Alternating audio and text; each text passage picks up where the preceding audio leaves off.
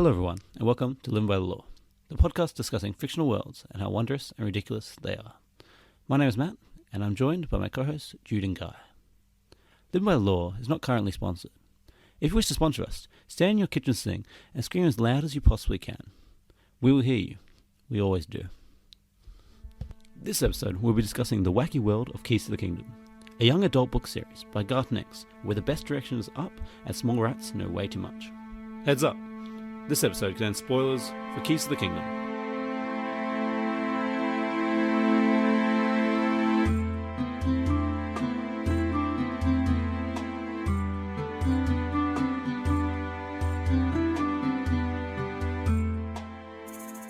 So today we'll be talking about Garth Nix's Keys to the Kingdom. Now, the world doesn't really have a name as such. It's more our kind of universe and extended from there. Mm-hmm. So is it Earth? Do they ever refer to it as Earth? Yes. They do. So it's Earth. So Earth is one place in this universe. It's more than a universe. So but it's not a multiverse. So exactly It's not a like we have it right now, where there is Earth and there are other places. Yes, but there's also things outside the universe. Okay, right. Okay, so I'll start off with doing the timeline. In the beginning, there was nothing. Good place to start. Yes. That's I nothing. don't usually with go, hey, here's a pile of shit, I'm going to start with this. okay, that's nothing with a capital N. Okay. Nothing is a substance. But why? Nothing is a substance of oily black smoke and a black liquid, depending on which situation it's described in. Wait, so nothing is actually like a tangible thing. So Exactly, yes. Wait for it. Nothing Wait for is it. a Wait thing. for it. So nothing is something. Yes. Okay. That's fucking stupid, but alright. Originally, the world is an endless void of nothing. Okay. Then came the architect. The architect came out of nothing, and as the first creation, and where she came out of the endless void of nothing, she created the incomparable gardens, not a hole. So she created the incomparable gardens in the very place she was created from nothing. Now, first, before getting into it, I'll explain some of the properties of nothing. Okay. So nothing, the substance, can destroy nearly anything and create nearly anything if you have the right power. So nothing is both extremely acidic and also the very substance that builds the entire universe. So salt and vinegar chips. Basically. So it's kind of like a dark matter, sort of. Yeah, in that sense, yes. Is salt matter? Is dark matter acidic? It tastes good.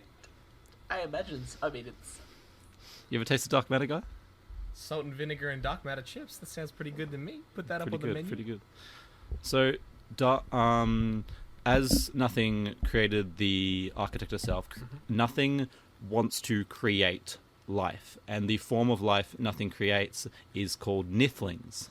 Right. So nothing creates nithling, which are monsters created from nothing.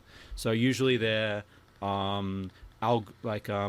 just random things like a lizard with an insect body so a lizard head and an insect body. Reference? Or was the nothing the reference for the things? Because you're describing things that are definitely things that are definitely not nothing. So it's going to kind of be confusing if we're describing nothing things when there are actually That things. is true. So nothing just creates. Play nothing with creates, me.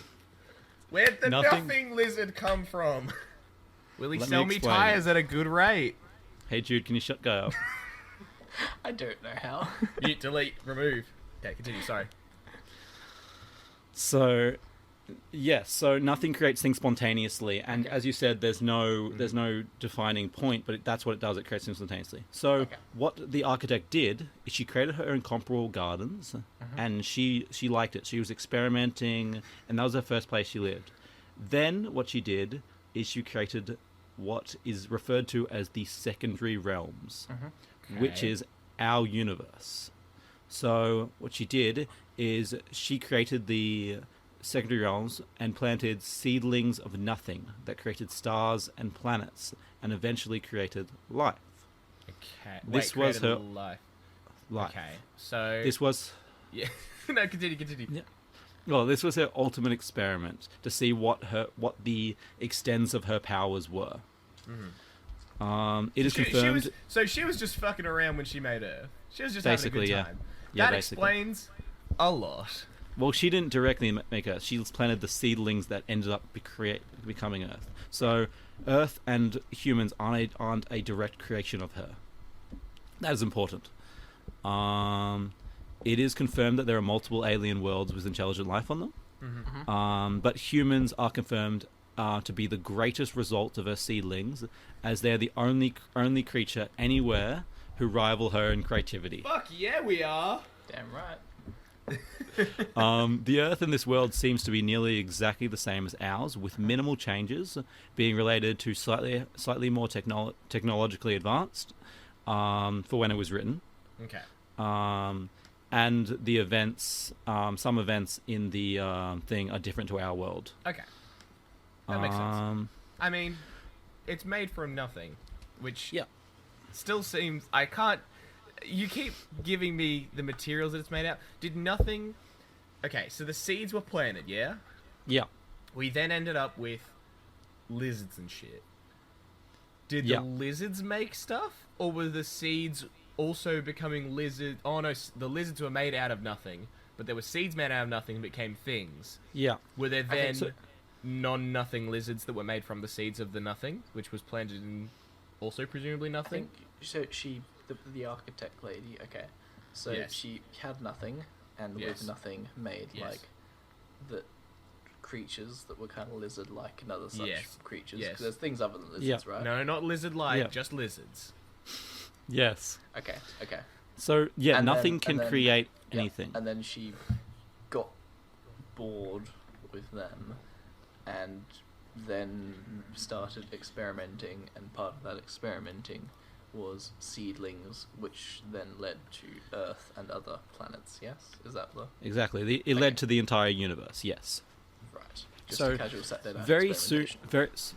So very soon after she created the universe, before the humans came along, the Old One came. Ooh. To quote, "Hot on her heels from nothing, the Old One came, and became the architect's partner." Right. Okay. Kind of a disparaging name there, I feel. I mean, you've got, the architect, the wonderful one who make all the thing, and then there's the great old one. Fuck him. Fuck the old guy. Nasty man. He is the only one who even comes close to her in power. So this is his description in the book. Nor was the man precisely a man.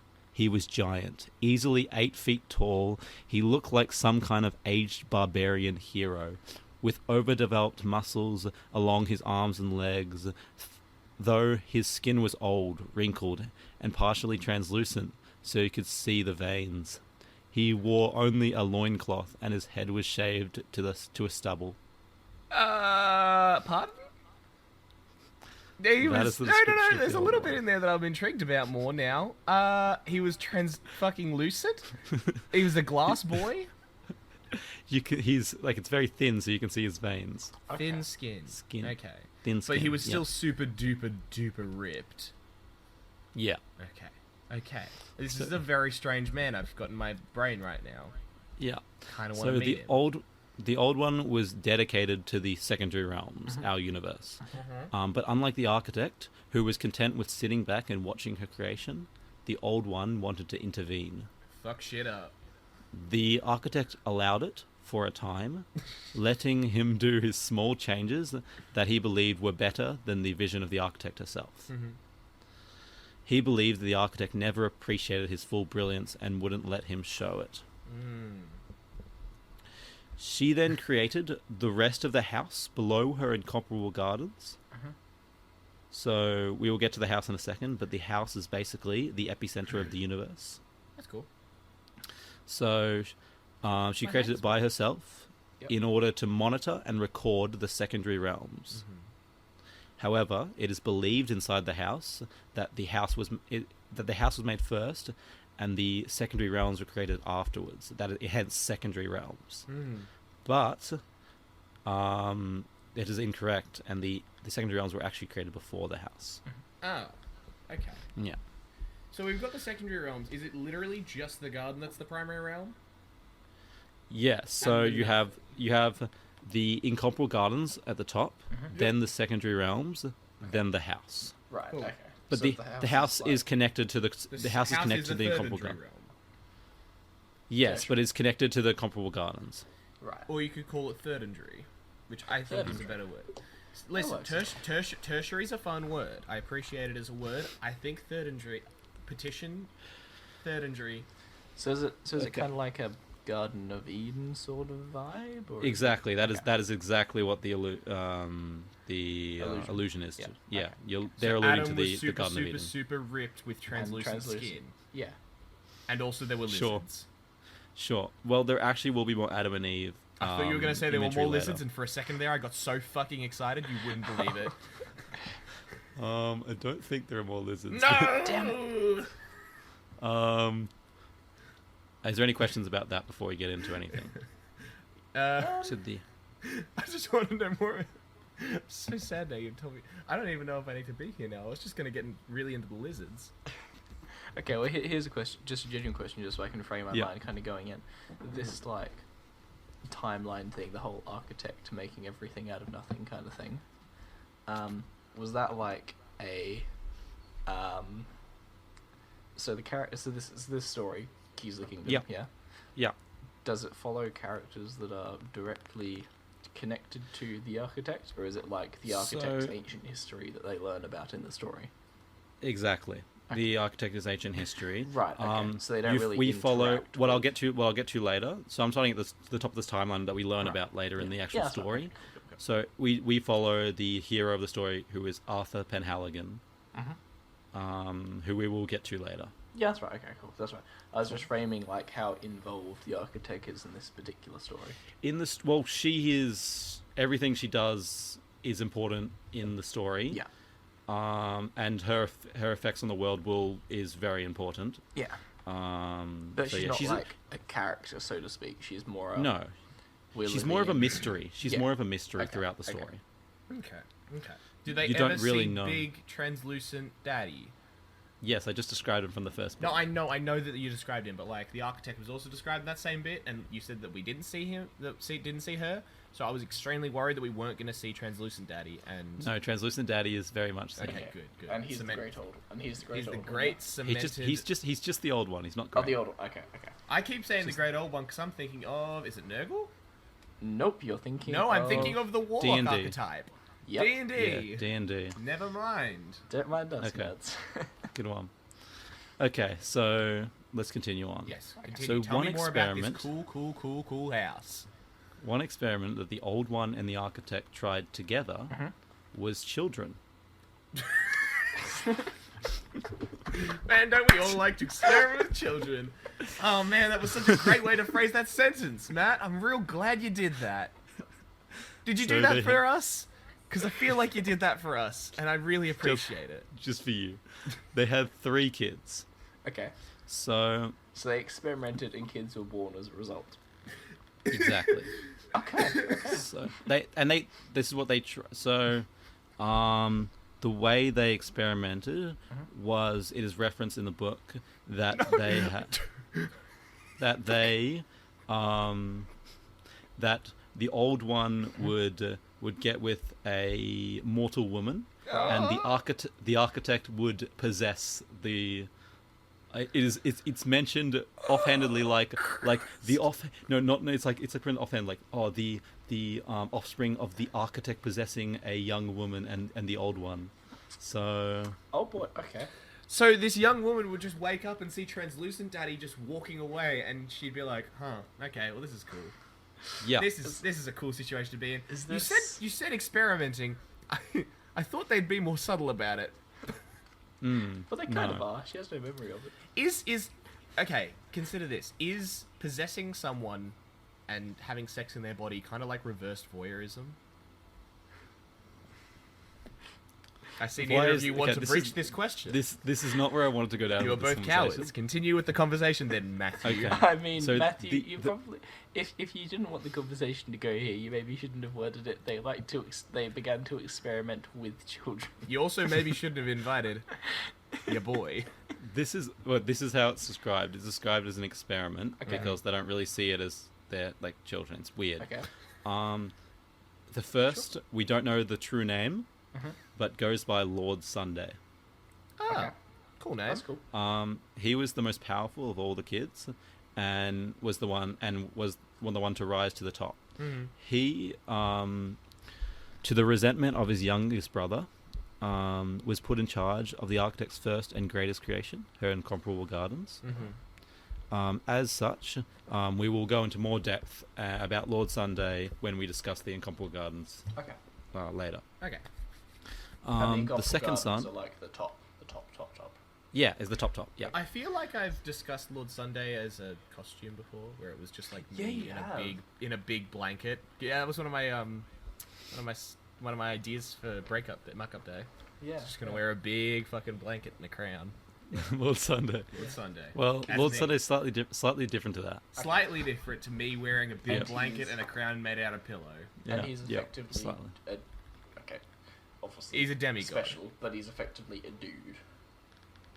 Yes. Okay. Is he a demigod or is he a dude?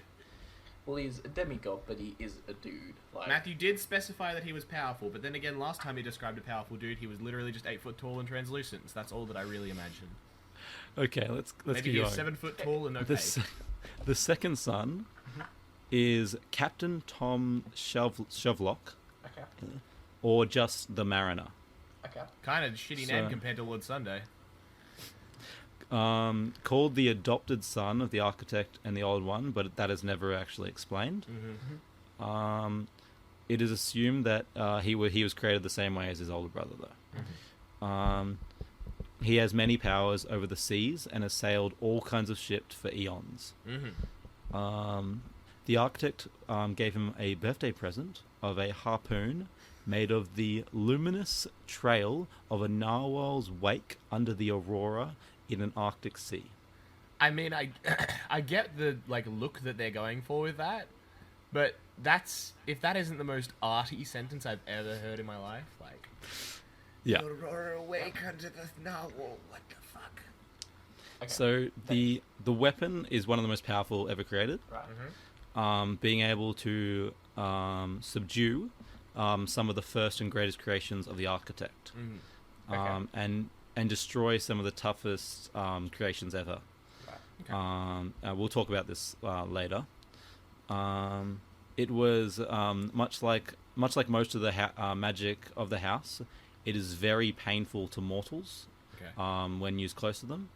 Again, we'll talk about the magic of the house in a second. The Mariner has always wished to keep himself out of the house politics and wishes to live a free life. He is based off the ancient Mariner from the tales, that ancient rhyme of tale. the ancient mariner, I think. Exactly. Okay. We know this from his last name is Shovlock, like the Mariner, and he references a bird he regretfully kills. Ah, cool. Okay. I remember Yeah. that from Frankenstein. Yeah. Mary Shelley Yeah. talking about all that cool bird stuff. The and how albatross, she yeah. was- Yeah. So much like the ancient Mariner, he wanders the earth, immortal and unable to die. Okay. Yeah, Unable to die? Like, completely unable? he doesn't die of old age. Okay, right. I thought you were talking about unable to die as in, holy shit, please kill me. I want to be released from this mortal He coil. does not want to be released from this world. Disappointing. Oh, he The doesn't third, want it. He doesn't the want third it. He's charm. still in it. Okay. yeah, he's still in it. He just regretfully killed a bird. Yeah. Okay. Right. That's, So- all, that's the only sad part of the story. Killed a bird. Sorry, man. The third is only known as the Piper. Mm-hmm. So probably the biggest troublemaker of all the sons. Yep.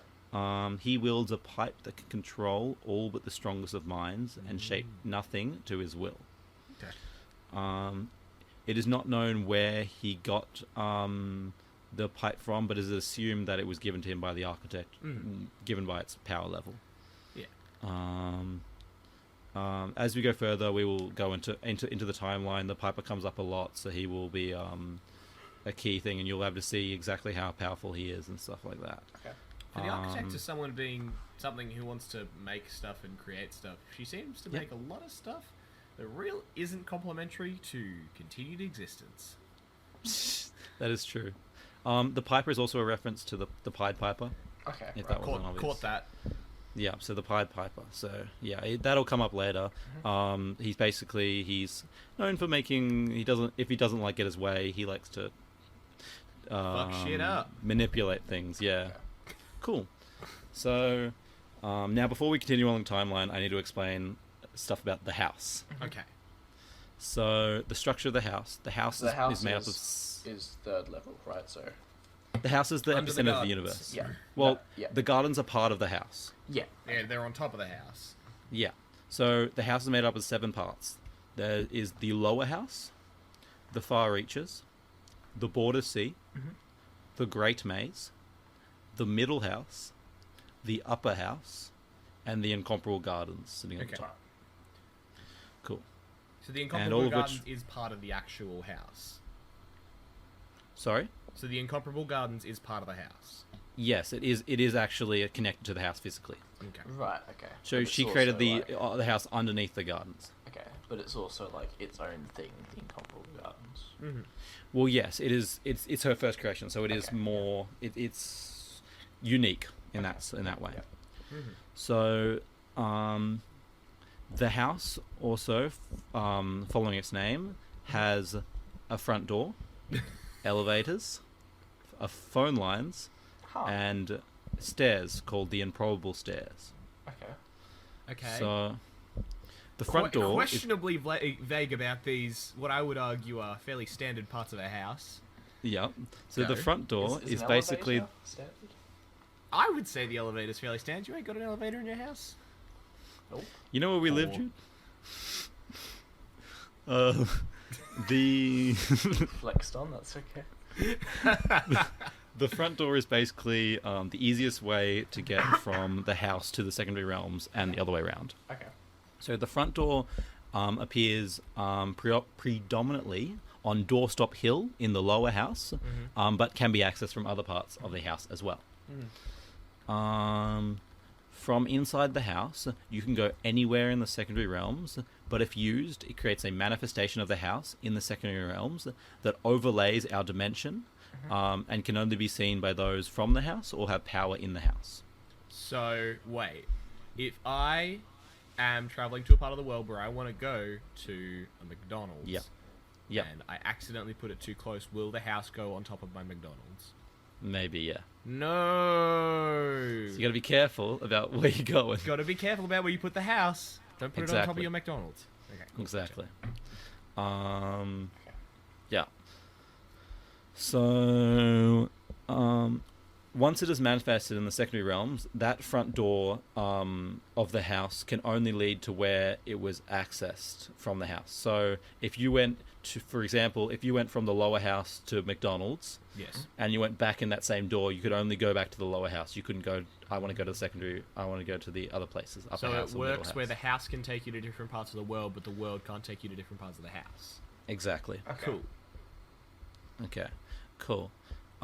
It takes all sorts of forms, but usually appears as a giant door or gate about 4 times the size of a normal garage door. Ah, that's a big door. Yeah. Additionally, the door creates symbols and patterns on it that are constantly changing.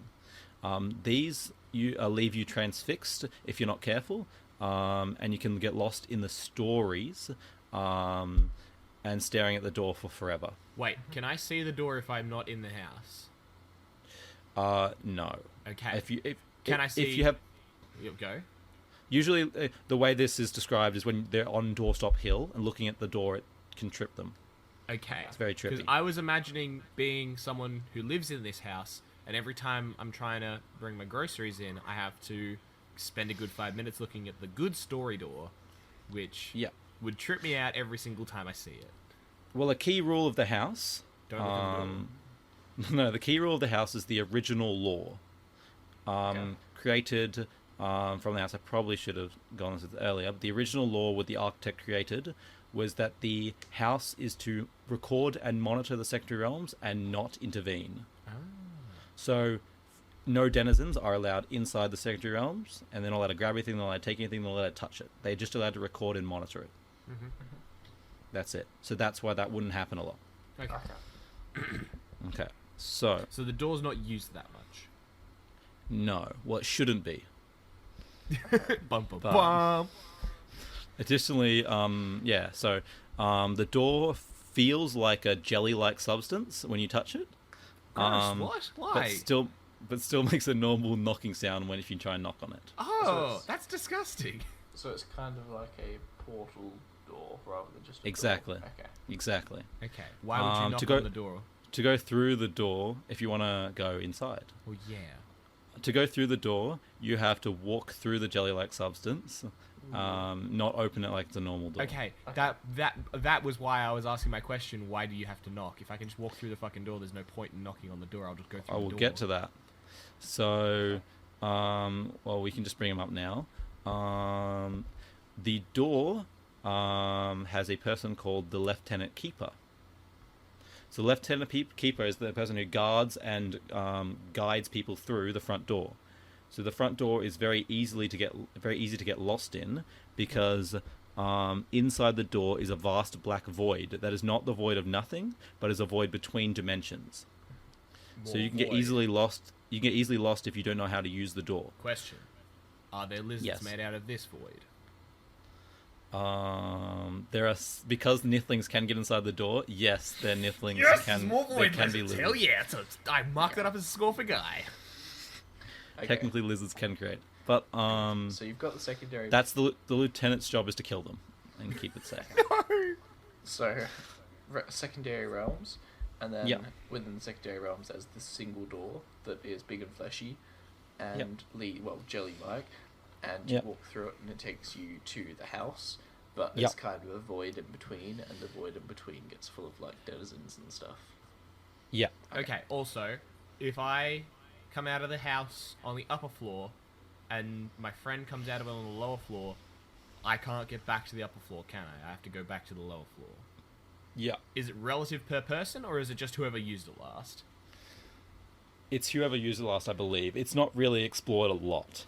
Listen, so I was just that thinking about kind of how I could do door hacks and try and Those situations aren't really through the explored. castle, upward through But the house. because you're not allowed to go and sit in the secondary realms, those aren't really explored a lot. I'm trying to speed run this fucking house. But yeah, so to get out of the door without the Lieutenant Keeper's help, you'll need to be able to fly to your location. So you'll need either a set of wings or something else that allows you to fly. Wow. So that's the front door. Elevators are the main sort of transport around the house for denizens of the house. Okay.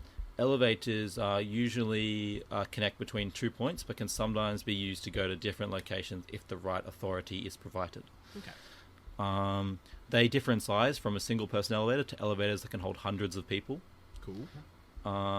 Usually, the more important people get the bigger ones, and the bigger ones have music, which is just people playing live music in the elevators. That seems really unnecessary that the more important people get the bigger elevators.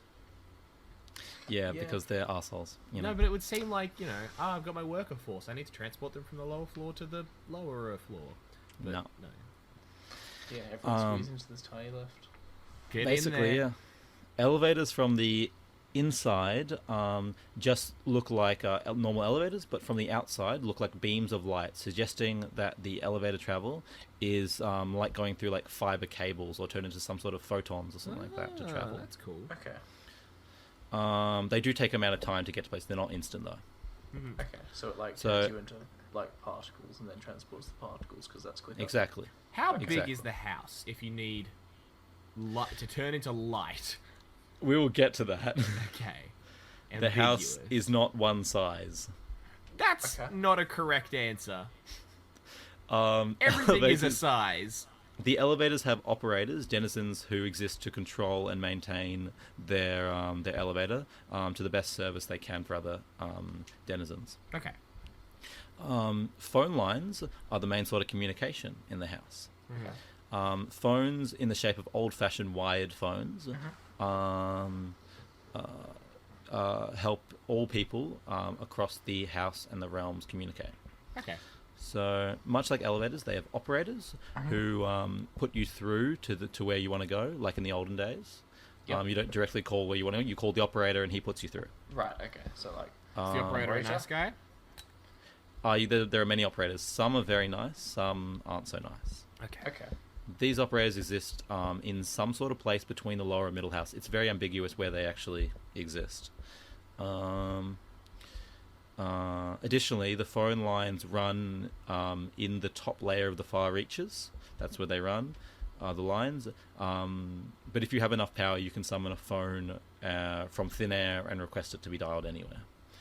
So power is very important in the house. You can basically disobey the laws of physics, but if you have enough power. Is it literal power, or is it power as in, like, I control an army of 100 men? It's authority, yeah. Authority. So authority gives you actual power. Exactly. My power posing will come in useful. The improbable stair is the stair that links all time and space. The stairs exist everywhere and every when, allowing you to go anywhere you can picture in your mind. It's a goddamn time machine. So apart from the architect herself, not many in the house use it. But apparently it was the architect's main way of getting around places. It can only be accessed with some great object of power. And to access it, you must imagine stairs, even where there aren't any. Like, for example, you can see a outline in the side. If you draw stairs, for example, on a wall or a whiteboard, so you there has can to be imagine a the stairs suggestion there. of stairs for there to be stairs. Exactly. There aren't any, basically, and you wish to join the stairs and have an object of power. If you picture it hard enough, you will simply vanish onto the stairs. Define object of power. We will get to them, but for example, the pipes of the piper, the harpoon of the mariner, or the keys to the kingdom, which we will get to. Legendary. I see. Oh, the keys to... I see what he did. Oh, Garth's at it again. God damn it, Garth. People that can't see the video, of course, Matt just gave a rather cheeky nod. Why did you have to? You can bring people along the stairs by holding onto them, and you can do it like with a chain fashion. If someone's holding onto someone else, you can bring them along. However, the stairs reject most denizens, but you can bring mortals on the stairs. Oh, right. So you can't bring the slaves, but you can bring your bros. That's good. Yeah. Once on the stairs, you must keep running, or you'll be thrown off onto a landing. The stairs is in its nature will want to bring you to the very places you do not want to go. Seems like a bad form of transport. Yeah. Especially when you mentioned any when, because that for example, what happens in one of when they first use the stairs, they end up in Europe during the bubonic plague. Yeah, listen, out of the places that I've got on my list that I'm like, yeah, time travel, gotta go here. Like, bubonic plague seems low. Although then again, 2020, all those plague memes are popping right now. Exactly. Yep. Might not have to time travel to get to the bubonic plague. We'll see how it goes.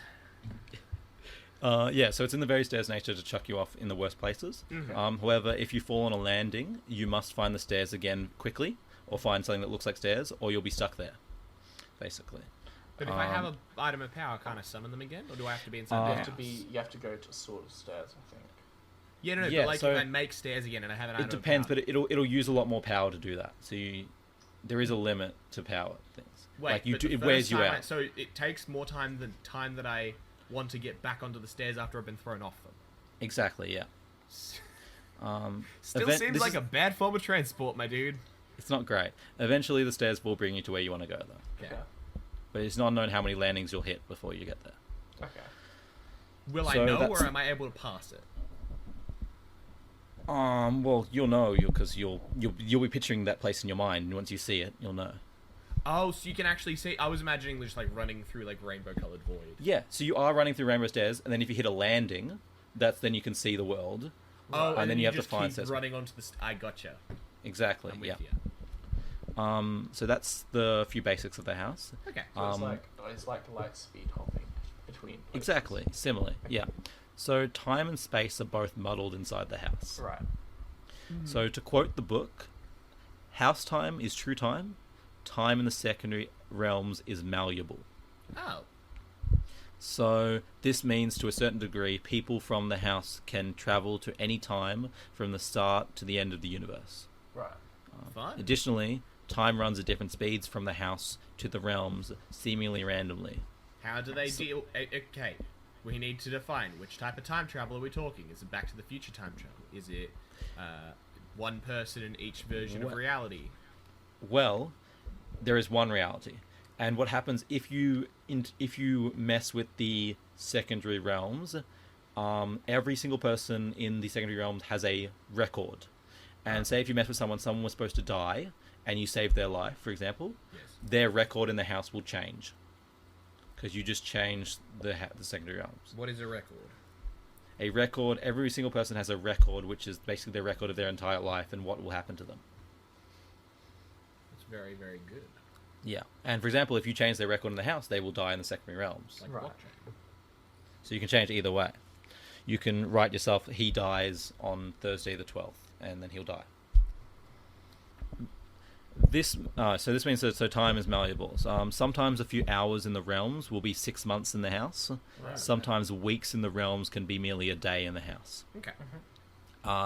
Time also seems to run in line with important individuals, stopping people from being able to go back beyond a certain time. Right. For example, when Arthur becomes very important and he is still connected to the secondary realms, his time becomes elapsed with time in the house. So as time in the house runs one day, it'll run one day as well. Okay. So no So time basically- traveling while you're important. Yeah, time is whack, basically. Sounds it. And super Yeah. reliable. So, in general speaking, spacing in the house is very complicated. Right. For example, the outsides of rooms don't always match the insides. Doors can lead to rooms that are not in the building. And many different people can use the same bathroom at the same time because it's slightly skewed in time. And apparently that saves on water. I've got my great water sustainable house. All I had to do was displace it in time. Yeah, so Couldn't basically you use that to do like time travel and stuff? Nah, save water, save water. So So like, basically, if thousands of people using the same bathroom, just slightly skewed off in time. right. Okay. So everyone's like universally pissing and shitting at the same time. Exactly. And you can see the others. Cause No! it's like but it's like you're not on top of each other, you're like next to each other. It's Oh, really it's weird. really awkward. Yeah. Oh, I could never do it in the Can house. see, like you can see each other. But in the house, you do not... Anyone in the house does not need to eat, does not need to sleep, does not need to drink, and does not need to go to the toilet. Does So it there need to are no... bathe? This is not... No, there are they- no toilets inside the house. Are they Okay. stinky? They do not need to bathe, but some... I don't think it's actually ever referenced to bathing, so probably not. They don't bathe, either. Listen, I'll be honest. That's pretty gross. Yeah, so the bathroom is mainly for washing up in the morning and shaving. Right. Ah, so you do need to cut your beard. Yeah, exactly. For formal occasions, I guess. Ah. Exactly. Even God's got to have a formal. So Even God's got to The- have a formal. the house is seemingly a very tall structure going from the lower house to the Incomparable Gardens, but is also referenced in the book that the lower house is the lowest of all the realms, but also the far reaches is actually below the lower house. Well, It's that's very just- confusing. Hey, hey, Garth, that doesn't work. It's a bit weird. It's so But- the lower is the lowest, but the outer reaches is below that. The far reaches, yeah. Yeah, I believe personally, I believe the best way to explain this is that the house is connected, but also split into various dimensions of itself, leaving direction of all things a bit weird. Okay. Okay. Yeah. For example, yeah, there's a room in the house that gets skewed to the impossible 15 degrees. Why is Which it the impossible 15 degrees? like it's skewed 15 degrees to the impossible. That's how. Yeah, it's very weirdly described, and some things are a bit out there. Hazy ways. Cool. So next we're going to talk about the magic of the house. Okay. Mm-hmm. So all power or authority in the house manifests as magic. Okay. Makes sense. Magic is basically the ability to manipulate, form, command the world around you. Right. Often, but not always, using nothing. Mm-hmm. Nothing, capital N. Yeah. Okay, cool. So Important nothing is information, like yep. that. Yeah. Magic is all based off words. So magic is often written down on a piece of paper or spoken, Okay. but can also be thought in your mind. Okay. Is that like a high level spellcasty thing, or? Yeah, exactly. Okay. But usually spells spoken are more powerful. And that kind Also, Right, okay. can I cast a spell? if you learn how to. Okay. There so are it's- ways it's- to So learn. it's not like It a is thing that learnt. everyone can do. Exactly, it is Okay. learned. Well, no, he just said that it is. You just got to learn it. There is an example of a human becoming sorceress But through it's just hard. learning how to do it. Yeah. Okay. Also, So, finding someone to teach you. It um, sounds like a lot of the people that know how to do it who are in the house sound like pretty big dingles. Apart from Translucent Dad, I still love him. Even if a magic, even if magic is seemingly all physical and no words, it is often used words to activate it. Like something, for example, it's a magical weapon. You have to use words to activate the magical weapon. That kind of way. So like the pipes and the harpoon. Yeah, the pipes are actually a unique one because he's blowing the pipes. Usually plays them, Right. but also the piper's voice is very melodic and kind of has a lot of power in it as well. So so not all of it requires words because the pipes... Yeah, the piper is a unique individual with that kind of way. Okay. Yeah, magic is also harmful to mortals, as I said earlier.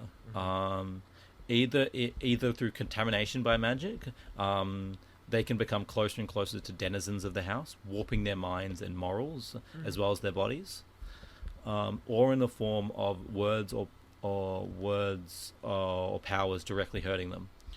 Words of power, from the architect's language herself, the ones that used to create the universe, as well as powerful weapons and tools, hurt mortals to their very bone. So it makes your bones shake and your whole body feels like it has a toothache. Listen, magic sounds super duper duper nasty. I'll be honest. Yeah, it's really uncomfortable for people, and basically it can give a lot of people irrational fears to run away from that kind of thing. Irrational? It's irrational to run away from something that's going to make my whole body feel like it's having a toothache. Are you kidding me? Like, that sounds like a pretty rational thing to run away from, I'll be totally honest. No, fair enough, but even if it's their friend using the magic. Oh, okay. Oh, so everyone always, everywhere Exactly. feels the toothache. Nasty. Even if your friend's using magic on you to help you, even if you're using magic to kill the enemy in front of you, it hurts everyone around you. That's the irrational part. Gotcha. Yeah, Right, exactly. Okay. So the magic in this world is a soft magic system. For those who don't know what that means, basically it isn't defined how magic is kind of set, and there aren't as many rules for it. So basically anything can pretty much be made up on the spot. And Less if Harry I have Potter, more improv power- comedy. Exactly. It's So very much it's very can be done. Very loose rules. Exactly. So where anyone with enough power can do anything if they're powerful enough, basically, if the story says they're powerful enough. So shaping tiny bits of nothing is one of the most hardest forms of magic. It takes a lot of power to form nothing, but you can almost do anything with it because its substance is so powerful in that kind of aspect. Additionally, with that, must be super, super, super powerful. yeah. Additionally, in that kind of aspect, if you use nothing in magic, it'll slowly deteriorate and then become away because of the acidic nature of nothing. Okay. Wait, the magic will go away or the nothing will go away? The entire thing, the magic, like for example, is written on a piece of paper that's usually done. It'll dissolve. Oh, right. Gotcha. Magic is usually just for denizens of the house, but can be learnt and used by mortals too, like you were asking earlier. Yeah. This gets us to the denizens of the house. So the denizens of the house are those who are made from nothing by the architect to run the house. Right. Like the lizard? The lizard is not a denizen as such. It is a creation. The original denizens were created for the incomparable gardens, but even before the universe was made. Then other denizens were created. The first being Superior Saturday, who believes she is the first denizen ever been created, but she is actually not. There's Lord Sunday and Superior Sunday. Superior Saturday. Ah. Superior Saturday was actually made before the children. She was the first denizen ever created. Before the child experiments. For the child experiments, yes. But yes. So, denizens are immortal and very hard to kill. They cannot die from old age, sickness. In fact, they can't get sick. Illnesses, or at least symptoms are traded and sold within the house, and go for a very high value, because you can, using magic, allow you to link a symptom of an illness to, for example, a stone or something, and then it can let the denizen experience mortal illness, which is a unique for them because they don't get it. Like, for example, a cough or a sore throat is unique because they don't get it, so they want to experience it. It's like that festival where people go out. Have you seen this? There's like a festival where people go out and they have like hooks put into their back, and then they get hung from like trees and shit. It's really nasty if you see videos of it. But like, it just seems like yeah, okay, kind of. No, like, as in, like, people are trying to, like, experience stuff, and it's just like, oh, but it's, like, euphoric. It makes it feel so different. But it's like, that's nasty. Don't do that. You don't want to cough. Yeah. Draw a painting. That's a real human feeling. That'll make you feel good. Yeah. They also can't die from dehydration or starvation. As I said, denizens choose to eat or drink, but don't need to. In fact, they very much like tea, which is very popular inside the house. But yeah, as I said earlier, denizens, even if they eat, they do not need to use the toilet inside the house. Okay. There's no use of toilets inside the house. There are no toilets inside the house. So yeah, but they do like in tea. Tea is a common thing inside the house, and it's a luxury for many denizens. They can heal from almost any injury, including decapitation or the entire destruction of their body except their head as well. So if their body is destroyed, they can regrow a new one, but it's very slowly and painful. Okay. Like a lizard. They're also a lot tougher than mortals in general. They can keep going in swimming, walking, marching, and running much longer than humans can. So some ways denizens can be killed are sources of extreme heat, such as fire or superheated steam. Certain magic weapons. If their heads have been cut off for too long. It's weird. Too long. It's ambiguous. If they are dissolved by nothing. If they have a festering bite or scratch from a nithling, which they eventually die of nothing.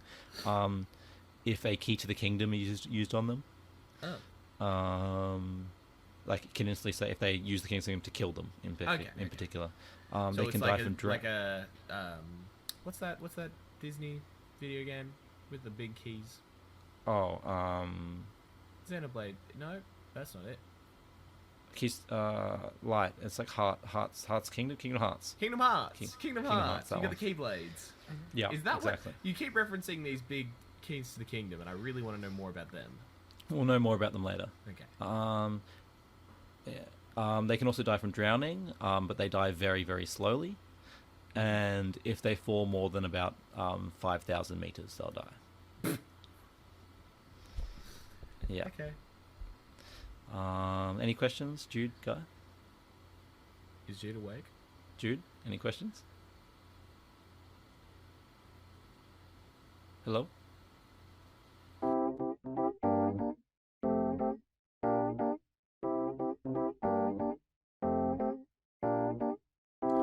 Hello, this is Jude. Unfortunately, due to technical issues on my end at this point in the podcast, definitely nothing to do with me falling asleep in my chair for a brief second, we had to momentarily delay the podcast, but needless to say, audio was very soon fixed, and we'll be returning to the episode very shortly. start off where I was saying. So Okay. they can also die from falling more than 5,000 meters. Yeah. Denizens are very bad at changing as they are made for one particular purpose. Usually are made for a single purpose, and they find it very hard they struggle to change from those tasks. Yeah. However, more superior denizens, they are more advanced and they're more adaptable to change. There is a link I find between denizens and AI, basically. Okay. They're very much set in one motion, but can change if they're advanced enough. Basically. Tools built for a purpose. Yeah, exactly. The blood of denizens is blue, with a few small. That's just fun flavor. Yeah, with a few small exceptions. Some are gold. Some denizens have gold blood, but this is never actually explained why they have gold blood in particular. Just looks cool. So it's just random. It's not like a particular well, like fancy one. it's about denizens. The blood of denizens is described many times, and only I think it's twice in the books they have gold blood, and it's not described why. Is there like a thing about blood? Is there like certain?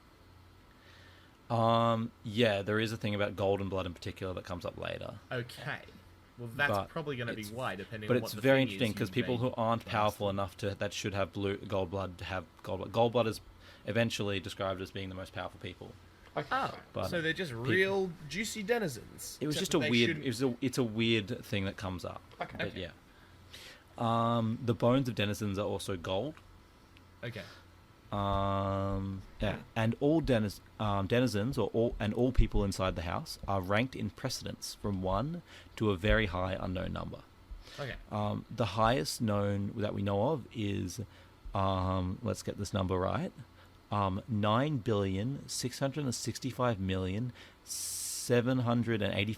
9,665,785,553. Specific. And is assumed this to be one of the lowest, but we do not know for certain. What's that indicating? Their precedence in the house. Okay. So that's where they lie, like from 1 to there. That's the number of the people in charge in the house, how important they are. So 1 is the most important. Okay. Right. Okay. So, man, would you say to be that lowest number Yeah, exactly. every time? You're like Um, asking around, and you're just like, hey, who's got lower? Who's got lower? Yeah, I'm 9 billion. Everyone's like, what? We're in like the millions. And you're like, oh no. Their precedence and role inside the house depends not only on their power in the house, but the power over other denizens as well. Okay. But this also changes both their height and their looks. Denizens are all good looking, but the higher denizens are more good looking until the highest have a godly level of beauty. Okay. Man, So as you said, must really suck to be at the bottom.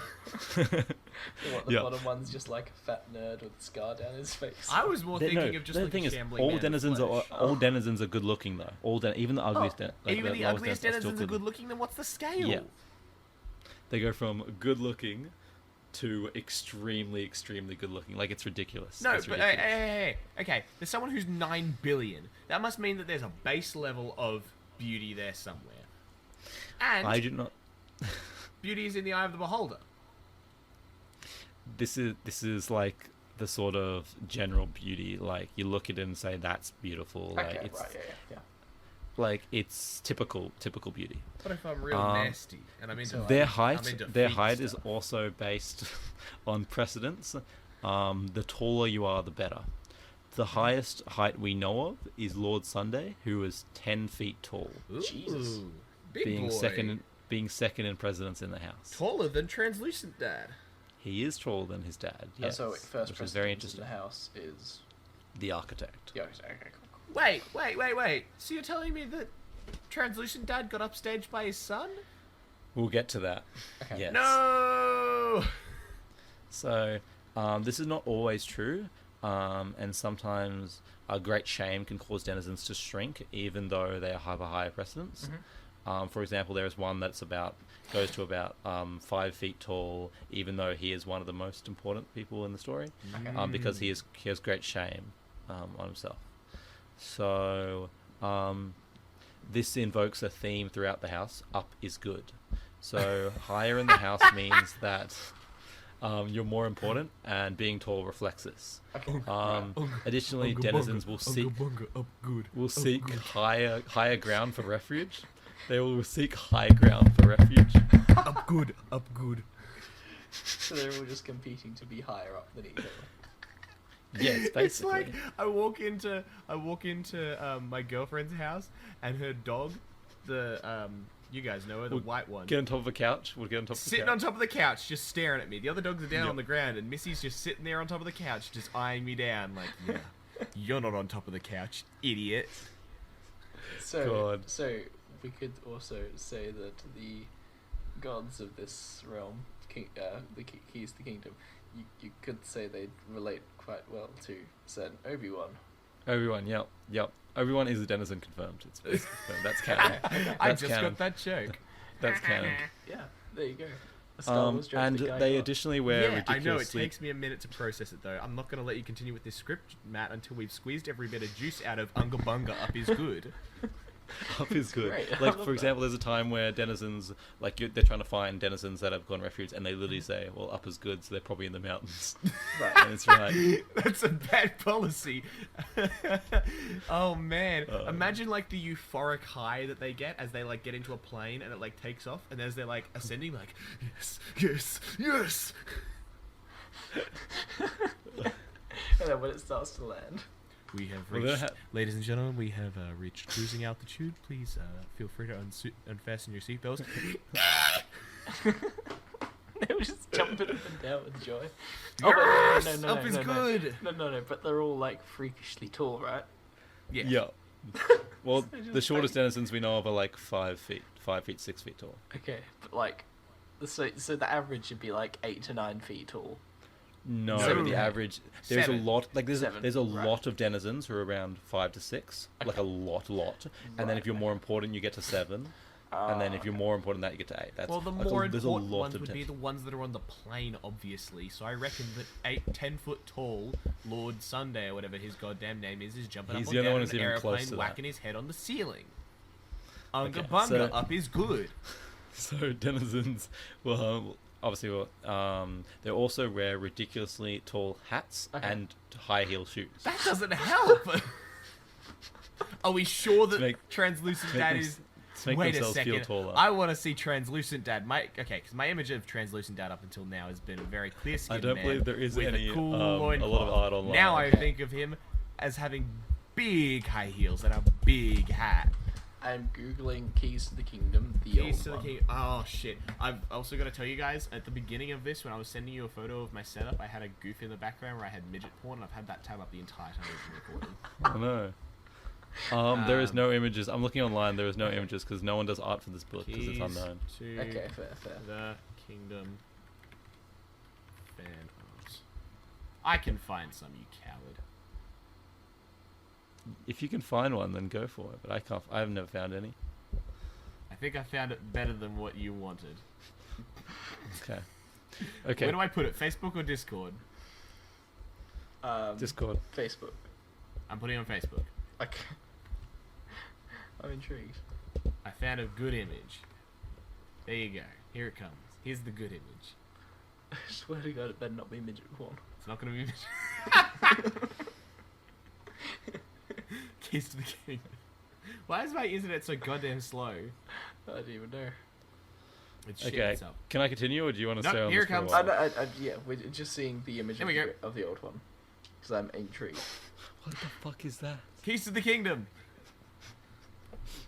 Please, I want to die. That is Is that translucent dad? sure. And then the niflings all around him on the little thing, and that's the nothing around him in the ocean. Okay. Okay. I Can really we want to get see back more to the story? of the North Keys to the Kingdom now. It's a good movie. Okay. Anyway. So yes. we talked about the denizens. Mhm. So 7 very important denizens Yeah. are the trustees. Okay. Yeah. So, we will get to why they are so important in a second. But to recap, the architect created the house run by the denizens to monitor and record the secondary realms. Yeah. But after billions of years in the realms and an unknown amount of time in the house, everything changed when the old one went too far. Oh. Okay. We do not know what he did, but other than that, he meddled too much. But the architect finally snapped. She used the might of all her power to chain the old one to a clock face at the bottom of the coal cellar, in the very bottom of the lower house. Aww, translucent dads are locked up. This is the very bottom of the lower house, at the very bottom of the house, the closest place to nothing in the house. Okay. The chains were connected to the hands of the clock, so as the time changes, the amount of chain he has changes too. So every 12 hours he is fully chained up and can't move, but other times he has different amounts of chains where he can move around on the clock. Seems like a bad thing to chain your captive up to. Every 12 hours, at the ding of 12, two creatures will come out of the clock and rip out a part of his body. Oh. As he is the old one, the body part would regrow back in a few hours. Right. And then every 12 hours, it would be done again for eternity. Are they picking the same one, or are they kind of spinning a wheel on this one? So, the creatures used to be vultures, and they would rip out his liver, giving an allusion to Prometheus. Yes. As he was chained to the rock and ripping out his liver. Yeah. So they would rip out his liver.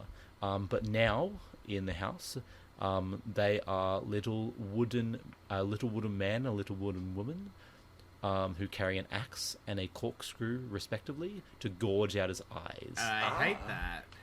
So the wooden creatures move hey, like... I see what the corkscrew's for. Don't see what the axe is for. Unless you got those strong eyeballs. He does. These wooden creatures move like disjointed puppets, like they're on hidden wires. Okay, I hate that. Yep. Like very like this, like very fidgety and scary, and they make For those awful... who aren't on the video call, Matt just did a puppet motion, which is exactly what he described. Thank you. It was quite good. It was very good. I do appreciate that. They also make awful giggling noises. Right. Oh, I hate that even more. So, okay, let me just rephrase this freaking hell that you've described to us. So, the dude's chained to a clock, and every 12 hours... In the bottom of a coal cellar. Yeah, in the bottom of a coal cellar, every 12 hours... A little Cold or coal? Cold. You two both just said different things. Okay, cold, sorry. Coal cellar. Coal cellar. These little... Every 12 hours, these little wooden puppet monster things come out, all rickety movement, like disjointed, giggling as they go. One with an axe, one with a corkscrew, and gouge out his eyeballs. Yes. You know, to be honest, like, you'd think about that, like, the vultures keep coming, they're ripping out his stuff, and then eventually you see, like, puppets coming, and you're like, oh, thank God, puppets. And then you see the axe and the corkscrew, and you're like, excuse me? Pardon? Yeah, that's... Would you mind not? Yep. So, and the architect left him there? to his fate. He's been down there approximately just over 10,000 years at this point. Alright, let's do some maths. It's 256 days. About 10,000. 700 by 10,000. So 256 times 10,000 is how many about days? 250. So 2,560,000 times 24 hours. Well, no, not times 24 hours. Times 2. He's had 5,120,000 goddamn body parts ripped out of him. Yeah, and that's a low estimate. God damn, that's a lot of. Oh. So soon after this, the architect suddenly vanished. Oh no! Leaving no trace. And sometime after her vanishment, her will came. Right. The only people who even knew close to it was the middle house, who she came to create some fabric to write her will on. Oh. So her will came. Seems This leads us to the trustees, the 7 most important denizens, who she gave each a key to the kingdom. Right. and left each in charge of a respective domain. These denizens are known as Mr. Monday for the lower house, Grim Tuesday for the far reaches, Lady, later known as Drowned, Wednesday, who's in charge of the Border Sea, Sir Thursday, in charge of the Great Maze, Casual Friday, Lady Friday, damn it, in charge of the Middle House, Superior Saturday, in charge of the Upper House, and Lord Sunday, in charge of the Incomparable Gardens. Okay. All the keys together are estimated to hold the power of the architect herself. So that's estimated or theorized. That's not ever confirmed. Okay. Do these denizens want to beat the shit out of each other to try and get each other's keys? So I'll get to that. Okay. I'm imagining it's not all peachy keen. They are all each very powerful and can do nearly anything as long as it's not against another key or some other equal power. Okay. However, they are only at full power in their respective domains and are all equal power in the secondary realms, although the seventh key is dominant over all others. So that's the one Lord Sunday holds. Sunday's the most powerful days. Doesn't matter what else you're doing. Sunday's for the boys. Each key has unique abilities, but which relate to their domain, which we'll explore later. Yep. When we talk about each domain individually. Oh boy, okay.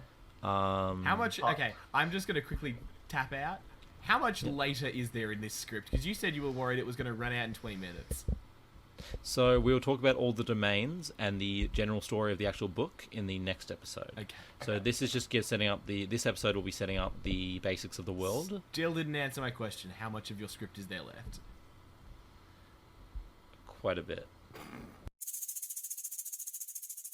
The keys are also strain the user to do great powers and can warp the mind of their user from using this intense power. The trustees, now in charge of the house, were tasked to fulfill the will left to them. However, they did not like what the will said. So in the words of the book, they had tried to destroy the will, but it was proven to be beyond their powers. Because it's on that good paper. So they broke it in two ways. It was broken physically, torn apart, with the fragments of heavy parchment scattered across both time and space. It was broken in spirit because not one clause of it was fulfilled. Wait. They tried to destroy the will, but they couldn't, so they broke it up into lots of little pieces. Exactly. That sounds like destroying it to me. Well, they couldn't, actually get rid of it. Okay. So they couldn't burn it, but they could rip it up, and then those fragments couldn't be further destroyed. And let me guess, they then put them in very prominent places, guarded by super spiritual people, rather than just fucking sinking them to the bottom of the ocean. Actually... Oh, come on, I know that the mariner's involved. Go fuck yourself. We'll get to them, but one bit of a spoiler for next episode. One is put on a dead star at the very end of time. Good! That's a good place to put it when you have access to all the time and space. Voldemort? Yeah. Voldemort? Good thinking. Listen to these guys. They got some good ideas. I'm not sticking it in God, I'm going to stick it in a bank underneath one of my most trusted followers' names. Yeah, good job, idiot. If the treacherous trustees had their way, no clause of the will would ever be executed. To make sure of this, all 7 fragments of the will had been hidden with great care. There you go, to answer your question. Great care. Okay.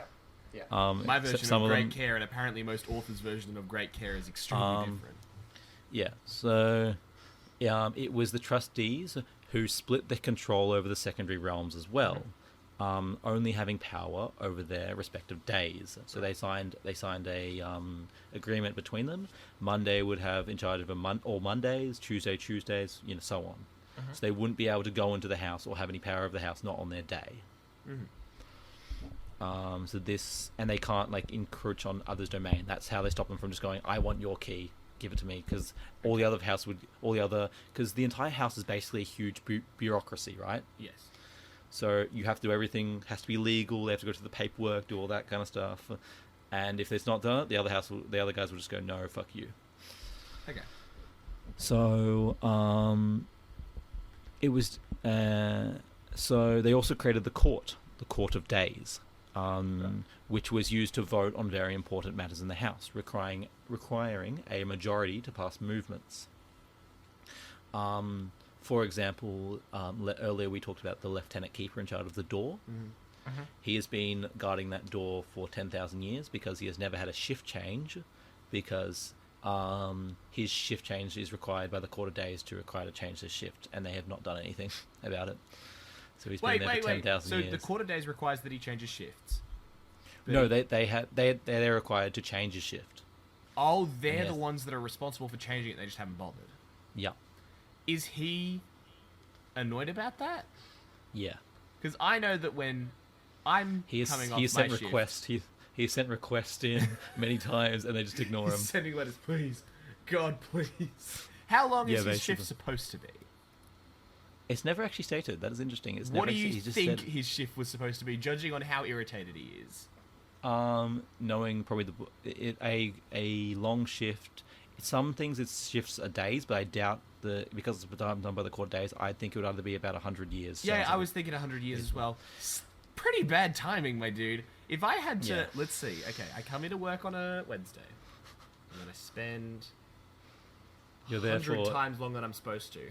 Yeah. I'm 5 times 100, 500 hours divided by 24 is what, about 25 days. If I spent an extra fucking month at my work without my replacement coming in, I'd be pretty annoyed as well. I'd be sending messages to lots of managers. Yeah, he's not very mad, but he has no choice. Right. Disappointing. After... So how long has he actually been stuck soon there? after... 10,000 years. Right. That's what he says. Yeah. That's what he says. God, Well, I've been here since last year. God. Soon after, and increasingly over the next 10,000 years, the trustees became more infected by a sort of curse for what they have done. And we will talk about as when we go into depth of each one. For not we'll talk about fulfilling the will. Exactly. Question. Exactly. How rational are the requests in the will? Is it like, make sure my remains are scattered across the old bench that I loved? Or is it like, we do kill not God? know. We do not know. You never... Do we not know now, or are you going to tell us At the very, very end, we find out. And I will leave that to the very end to find out what the will actually says. Yeah. Because it's very important what the will actually says. Okay. But it's like which is a question that it's a question that asked throughout the book. What does the will actually say? You never actually find out until the very end. It's literally just going to be like, please make sure that my plants stay watered and that you bury me on my favorite hill. Yes. Bury me under the... And all the kids are like, no, fuck you, Mom. Get out of here. Fuck the dog. Well, and they kick okay. the dog and it goes out the window. Into So nothing, presumably. the mariner, after leaving to sail the seas of the world when the architect left, was captured by Grim Tuesday following the breaking of the will. Using the full power of the second key, the Grim was only just able to do so because the mariner said he was distracted when he killed a bird. Do what? Capture the mariner, making him servant and bound to him to follow his words. Oh no, nasty. Yeah. So the Piper became more and more bold. He always had agreed more with his father about the house and the secondary realms, not liking denizens and preferring mortals, and seeing meddling as okay as long as it was their vision. So over the next 10,000 years, the Piper brought children and rats into the house, alluding more towards the Pied Piper, who would follow, like children and rats would follow him. Yeah. So yes, he stole children between the ages around 9 to 12. Man, for a children's book, this has really got some fucking issues with children. Yes. Experimenting with children. Damn, translucent daddy, you nasty. Yeah. The children over the centuries they were in the house slowly became transformed, not into denizens, but not fully mortal either, becoming immortal and more resistant and stronger, but not to the denizen extent. Do they become super handsome? No. They stayed as children. They stayed as children, immortally captured as like kids inside the house. Right. Do they stay mentally as children? That's an interesting thing, which we will come to later. But Okay.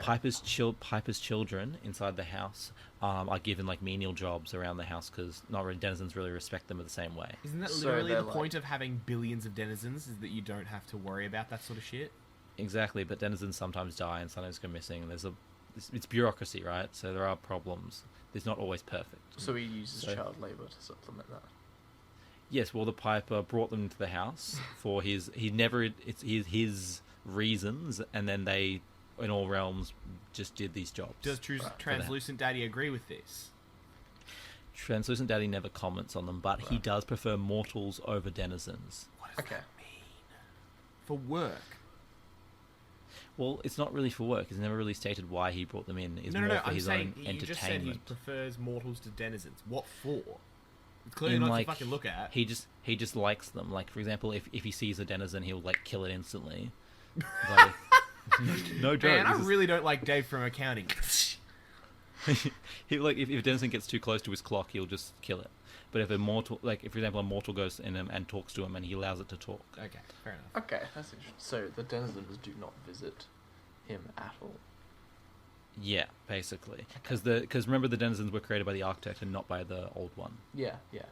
He more like mortals in the Yeah, secondary realms. he was more creating the models and stuff, wasn't Well, yeah, he was manipulating them. He never Yeah, created them, Well, but yeah. yeah. And the thing about Piper's children is because they're mortal, Mhm. they have a lot more creativity and adaptable change inside the house that denizens don't.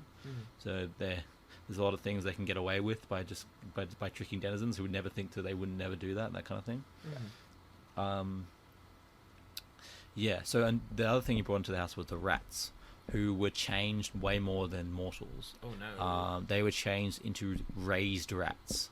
Raised rats are rats that are 4 feet tall, can talk, and do nearly all a human can, if not more in some cases. Tall standing up, or tall as in like on its four Tall legs? standing up. Tall So like standing on up. 2 legs. On 2 legs. So that's terrifying. Okay. I hate these nasty rats. They wear clothes and I act like the nasty rats a little bit more tolerable. and act as spies for the Piper. Do they wear high heels and cool hats as well? They're not obsessed with height the same way as denizens are. So they don't really wear like high heels. Okay. But they wear like, for example, there are sailor rats who wear like sailor costumes. Little sailor outfits like the ducks from DuckTales. Yeah. Oh, my that's rascally kind nephews are up to it again. It's like rats screaming around the place. That's kind of adorable, actually. The raised rats can also. What are you talking about? No, like the rats in like sailor outfits and stuff. It's amazing. The raised rats are also very smart, and Yeah. they can they used bottles to so-called simultaneous bottles, which basically, if you write a message in one, it'll appear in the other one to It's like an record to each express other. message in a bottle. Exactly. Good. And the raised rats are obsessed with information. They always want to collect information. They always want to find out about people. Right. They can change into normal to rat form, but it takes effort to hold that form. Right. So they can be used. They can spy on people by changing into rat form, being like small in the corner. Oh, so you're talking about big rat versus little rat. I got you. Exactly. Okay. Exactly. A thing that happens with Piper's children that doesn't happen with the raised rats, but it's really interesting, is called bathroom attendants, or being washed between the ears, which Right. basically every few hundred years, or depending on the time, they wash between the ears. Basically, they wipe their minds. Right. Oh, I thought you They were talking wipe- about that thing where like you got to wash behind your ears to get the carrots to stop growing. Exactly, that's what I say. He's like, oh, you don't get washed between the ears. Don't you mean wash behind the ears? No, wash between the ears. That's a thing. They basically wipe the kids' minds, and they slowly, small memories come back, like their name or their job, and like a few memories of their friends, but like they will never get everything back. Okay. So that's how basically they stop the kids from learning too much. But the rats, they can't wash between the ears. So like there's some things where the rats have got too many secrets over the years, stuff like that. The rats have too many secrets. Basically, yeah. So, additionally, immediately after the breaking of the will, the curse on Lady Wednesday was the most visually extreme. Um, she became unable to control her hunger, having to eat uncontrollably. She was able to quell it using her key. Basically, she was eating like tons and tons a day, but she was able to keep her human shape. Literal tons or literal tons. Ugh, nasty. It became too much for her as she began to think about freeing her part of the will. Okay. Unfortunately, she shared it. This was about 2,000 or 3,000 years in. Unfortunately, she shared her plans with Superior Saturday, thinking her friend would help her and stand with her against the other days. But Saturday betrayed her and told the other days, leading an ambush against Wednesday, and they together weakened her with all the other keys, and weakened her power over her own key. Okay. They also took away the part of her will and gave it to the pirate Feverfew, who will come back to when we talk about Wednesday's domain, the Border Sea. Right. Once her powers had weakened, Wednesday could not hold her human form and grew to the size respective of what she'd been eating. She grew and grew to the size of a leviathan, causing great havoc and destruction throughout the Border Sea, and her gigantic size flooded the land.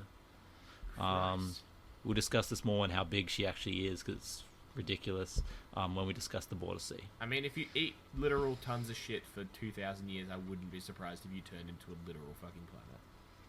Yeah. Thousands of years passed until 700 years before the present day. The Piper strikes. He attempts to free the old one, but fails as the power of the architect is too strong for him. The Piper was then thrown out of the house into nothing to die. Oh no! Not my rat boy.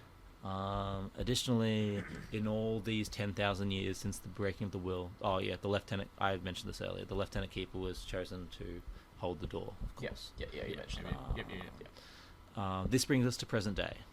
About 10,000 years after breaking the will of the architect by house time. And here is where the fun begins, where we get into the house. So, before we end this episode, are there any questions about the house before we get into the tales of Arthur Penhaligon? How far do the rats get? Are they through the what way? entire house? Are they in my cool garden? There, actually, there is the only people inside the garden are the denizens from the garden and Lord Sunday. Okay. And some other beings that the architect created. It actually is uniquely the hardest place to get into in the house. So the rats will be through most of all the other places in the house. They mostly reside in the Border Sea. Okay. Where the nasty Wednesday ball is. Exactly. Okay. But because the border rats, we'll explore this later, but all the other people in the Border Sea have like ships, but the rats have like steam vessels, and they have a submarine. It's cool. Wait, so the rats are like through everyone else's domains, keeping an eye on them for the Piper. That's what they're doing. No one trusts the rats, basically. Yeah. They're always loyal, and if they say they'll do something, if they're by their word, but they are also not to be trusted. So like, if they give their word, they'll follow their word, but their word might be tricksy. There's always a catch. Right. Yeah. Okay. Like a nasty genie. Yeah. Or is it like they'll be the way that they'll word it means that they. Or usually they will be by their word, but for example, they'll say like, I'll give you 3, you can ask me 3 questions, but I'll ask you, and they'll ask like really, really important questions about stuff, and then they'll get way more information from that. It's kind of like Cluedo when you get really good Cluedo players who can ask questions that get to the bottom of it really quickly. Right. Do the rats They're all experts. know the same thing? Well, they communicate with themselves with the simultaneous bottles. Okay. Oh, with the simultaneous bottles. So you just get an instant message like, you know. Exactly. Sandra's dead. Yeah. Well, Rip Sandra. Rip Sandra. Sorry, And Sandra. how like in a So, okay, because I'm assuming... So each of the domains, we'll talk about that another time, yes? Mhm. Yeah. But in each of the domains, there's just regular dudes and mortals, like, living about their life, yeah? Yes, there are Piper's children living in there. So the Piper's children, there are the denizens, who are they were made by the architect to create the house, and then there are the Piper's children who were brought to the house by the Piper, and they like live there as well. Yeah. Well, I'm talking, like, regular mortals. There are no regular mortals inside the house. No, like, in the other domains. In the secondary realms. Yeah. There are many other worlds described. Like there's Yeah. a world where there's like 2 suns and one's purple and shit. Okay, yeah. So, How like, do you- if a regular mortal were Yep. to come into contact with one of the rats, Yeah. it would just be a matter of, I don't trust the rat, and the rat wants to get information, but that kind of thing. Yeah. Okay. They're more loyal to immortal people than Piper's children because they both come from. They say, well, there's like a whole thing about how as mortals we can trust in each other, you know. They have kind of a bond with the Piper's children. They look after them. Yeah, okay. Yeah. And then, if a regular mortal, so not the Piper's children, just a regular mortal, are they, like, ever hostile with the rats, or are the rats just kind of a thing? Well, the rats are only in the house. The raised rats are only in the house. Right, okay, They don't so go to the aren't on secondary realms. Oh, okay, sorry. I thought you Yeah, said remember, okay. anything inside the house should not go into secondary realms. Yeah, When that yeah. happens, bad things happen always.